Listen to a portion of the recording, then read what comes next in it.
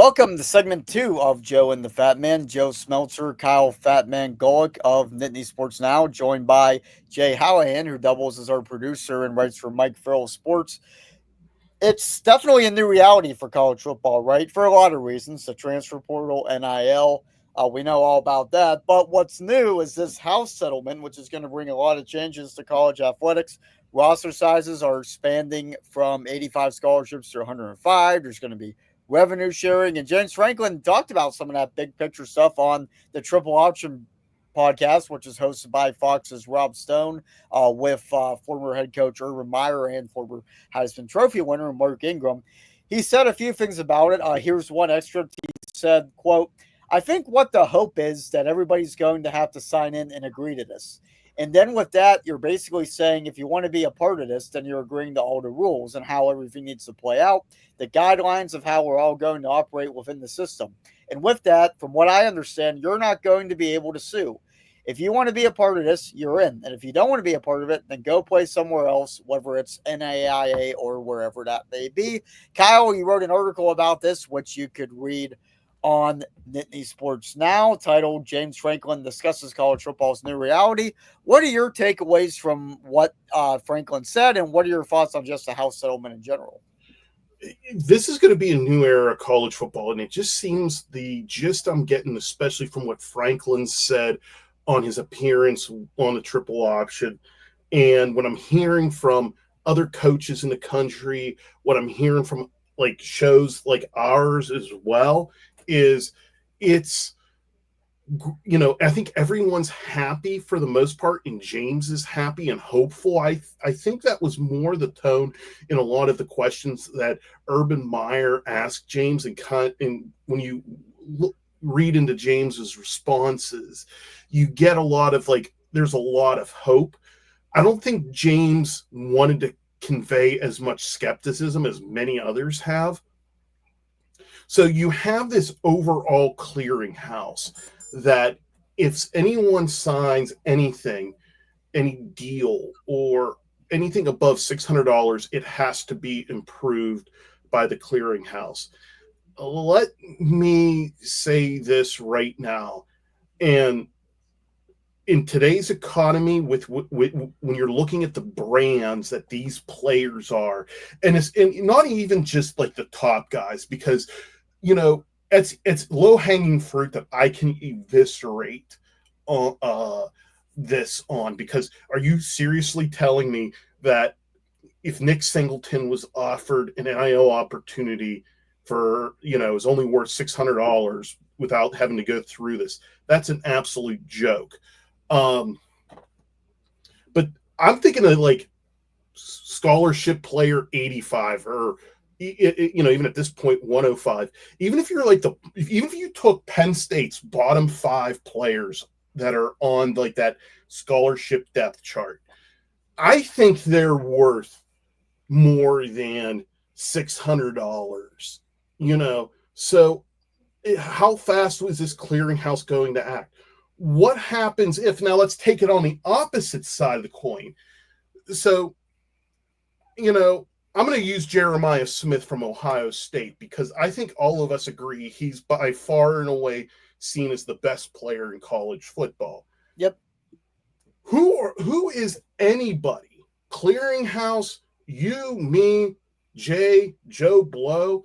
Who is anybody to say to Jeremiah Smith, and whoever wants to pay Jeremiah Smith, okay, who is any third party to say you can't pay that guy that much money? Let's start with that. Like, what if the clearinghouse says, you know what, Jeremiah Smith, I find this deal unequitable. We're going to deny this. You bet you lawyers are right now salivating at this.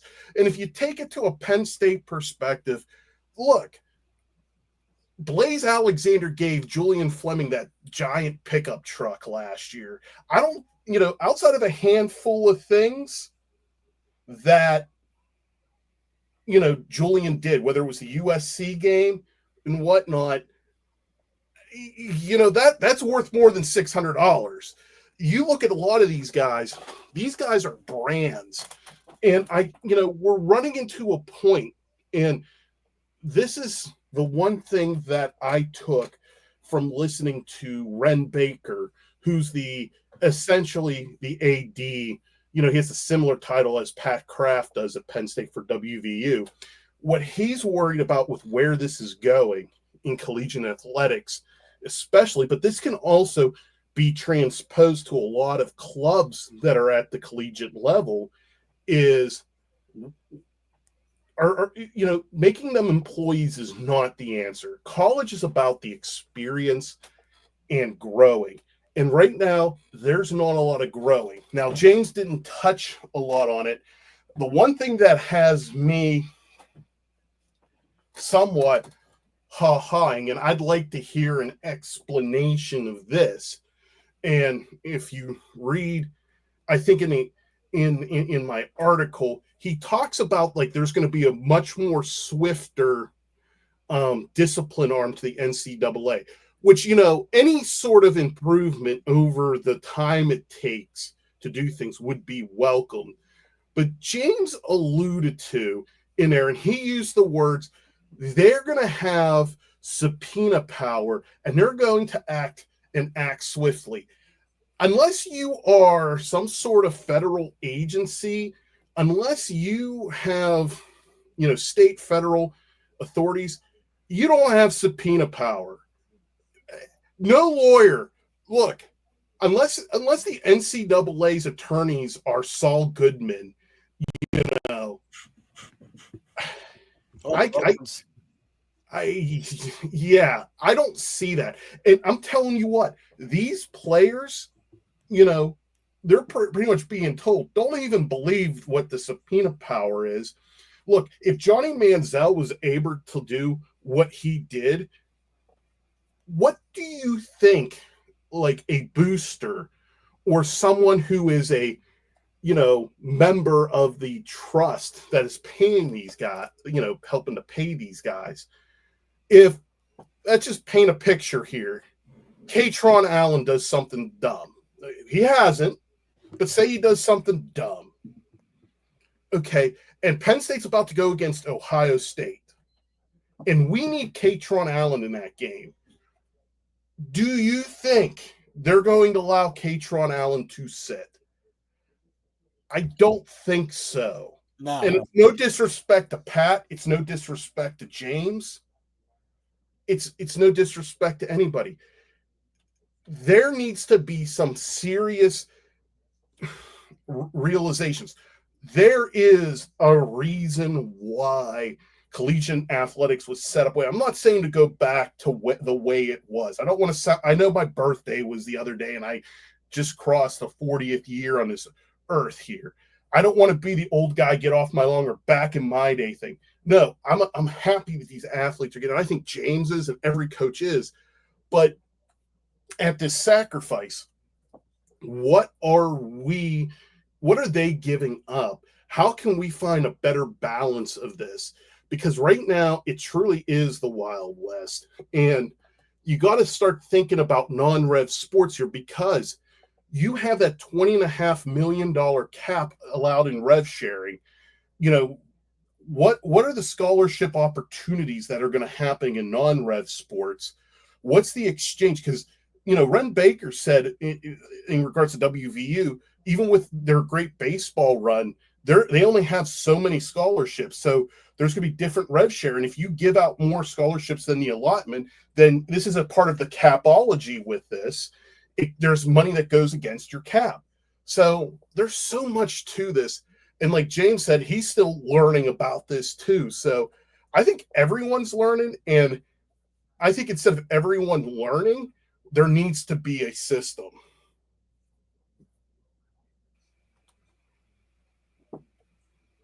Yeah, as far as the roster sizes go, Franklin mentioned before even going back to the SMU game when Dom DeLuca had a pick six and another key interception, a former walk on Dom DeLuca.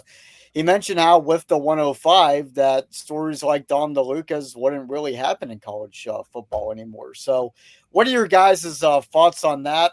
Is the 105 make sense, or do you feel like college football needs feel good stories like Matt McGloin, like Dom DeLuca, like Carl Carl Nassib, Nassib. walk ons in Yeah. the past, to really add a certain element to the sport that it wouldn't have with this new roster limit.